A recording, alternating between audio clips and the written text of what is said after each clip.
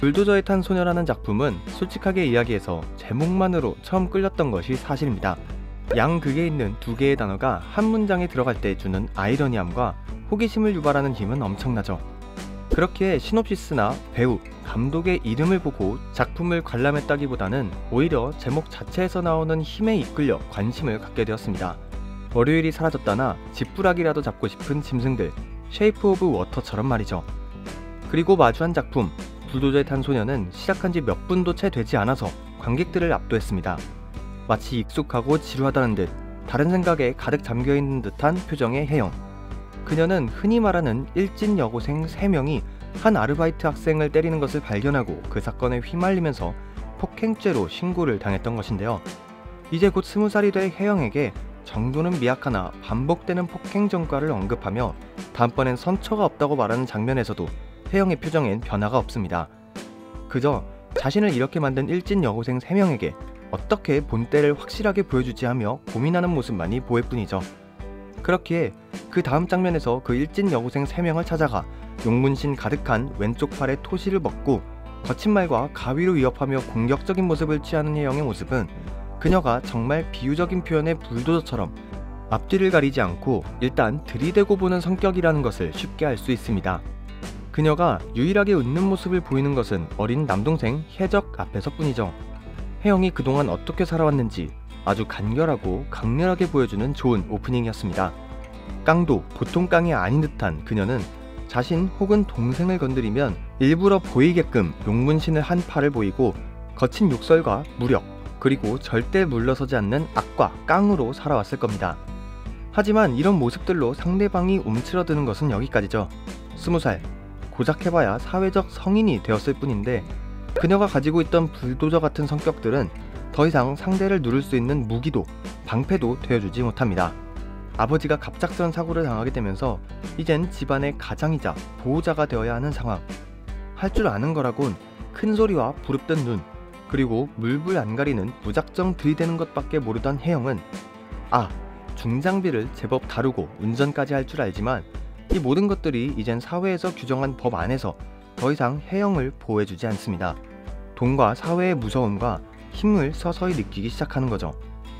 심지어 아버지의 사고로 인해 피해자가 발생해버리자 피해 가족들에게 합의금에 대한 압박, 아버지가 운영하시던 중식집 직원들의 급여에 대한 압박도 모자라 자신도 모르는 사이 아버지와 이미 합의가 된 상황이라며 중식집은 이미 다른 사람들에게 넘어간 상태인데다가 중식집의 건물주이자 정계 진출을 노리는 중장비 회사의 회장 최영화는 진짜 권력과 돈의 두려움을 그대로 느끼게 해주죠.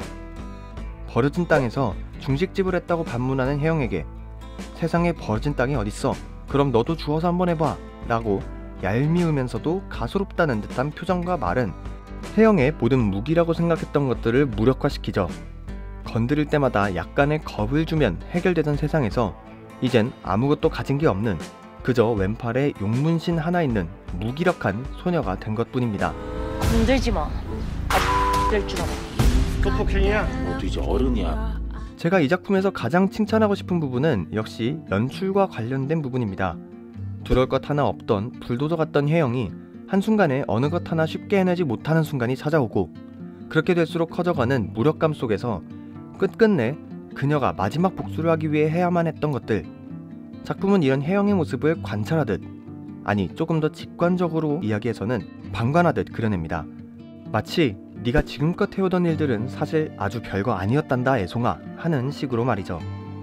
작품 초반부까지만 하더라도 용문신을 다 드러내며 큰 목소리와 금방이라도 달려들 듯한 눈빛, 체격 차이를 무시하고 들이미는 몸과 거친 말투들, 그리고 화가 나면 무엇이든 들고 위협하던 그녀가 아버지의 사고 이후 의료보험에 대해서 제대로 인지하지 못하는 부분이며 가족의 터전이었던 중식집을 인수한다고 한 최영환의 친척들에게 기름통으로 협박하려 했지만 기름통이 무거워서 몇 발짝 떼지도 못하고 도로 거리에 버리는 부분, 막상 집에 들어갔음에도 라이터 하나 제대로 켜지 못해 금세 경비원에게 제압당하고 기세 좋게 최영환에게 들이대지만 건장한 그를 보좌하는 성인 남성들에게 끌려나가며 하다못해 자신보다 더 어린 남자 고등학생의 주먹 한 번에 무너지는 장면들.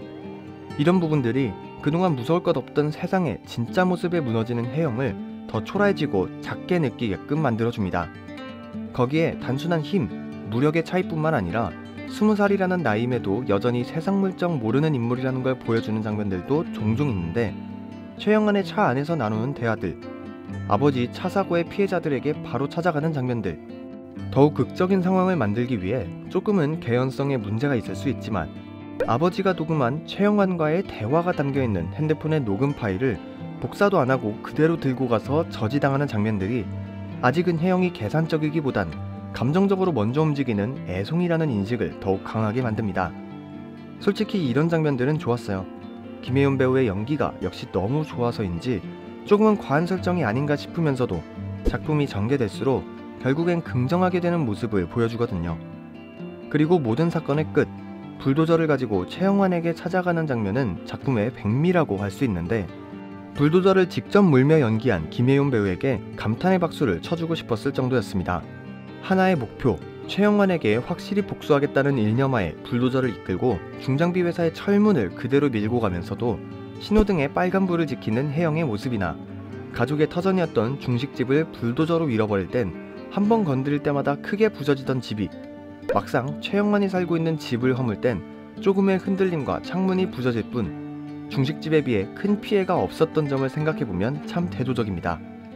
혜영이 할 수 있는 가장 큰 복수라고 생각했건만 그간 그녀가 생활했던 곳은 이리도 쉽게 부서지고 정작 최영환의 집은 견고하고 또 닫기 어려웠으니까요. 혜영이 지금껏 살아오던 세상과 앞으로 살아가야 할 세상의 차이가 크다는 것을 훌륭하고 센스있게 연출했다는 게 인상적이었습니다. 우리가 또 아주 남은 아니잖아.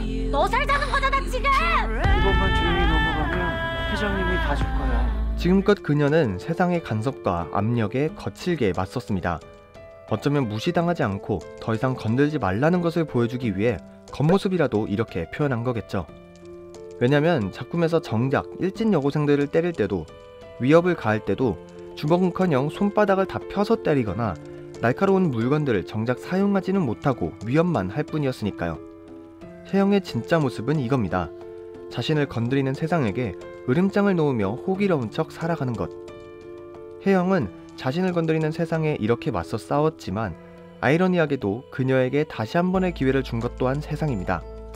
최영환의 집에 불도저를 받고 계속해서 미는 혜영에게 몇 번의 경고를 하는 경찰들.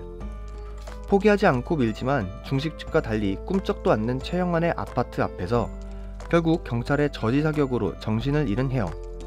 만약 이런 일이 한국이 아닌 미국이나 유럽이었다면 그 정도의 경고는커녕 진작에 사살당했을 것입니다. 아무것도 해내지 못한 채 말이죠. 하지만 그런 사고를 일으켰음에도 불구하고 팔에 저지 사격을 당하고 쓰러진 혜영을 응급실로 옮겨주는 모습이 참 인상적입니다. 그럼에도 불구하고 혜영은 새로운 삶을, 기회를 받은 것이거든요. 자신이 끔찍이도 싫어하고 미워하던 세상한테 말이죠. 뭘 어떻게 했길래 사람이 이렇게 돼? 야, 아빠한테 뭐라 그런 거야? 아빠한테 가자. 불도저에 탄 소녀는 정말 좋은 작품이라고 생각합니다. 특히 독립영화에서 나올 법한 소재와 좋은 시나리오에 자본이 더해지니 정말 강렬하고도 인상적인 작품이 되었죠. 완전히 독립영화라고 혹은 상업영화라고 한정 지을 수는 없지만 그 경계선을 잘 탄 작품이지 않았나 싶습니다. 불도저를 끌고 가기 전 뇌사 상태에 빠진 아버지의 호흡기를 떼며 혜영은 작품에서 거의 처음으로 진심이자 차분하게 아버지에게 말합니다. 그동안 수고하셨어요 라고. 어딘가 울컥하게 만드는 한마디가 이 작품이, 그리고 김혜연 배우가 얼마나 좋은 배우인지 납득시켜주는 장면이라고 생각합니다. 오늘 영화등대에서 비춰본 작품, 4월 7일 개봉한 박이용 감독, 김혜윤, 박혁권, 오만석 배우 주연의 드라마 영화 불도저에 탄 소녀인데요. 정말 인상적이고 좋은 작품인 만큼 강력하게 추천드린다는 말 남기면서 저는 다음번에 또 다른 리뷰 영상으로 찾아뵙도록 하겠습니다. 감사합니다.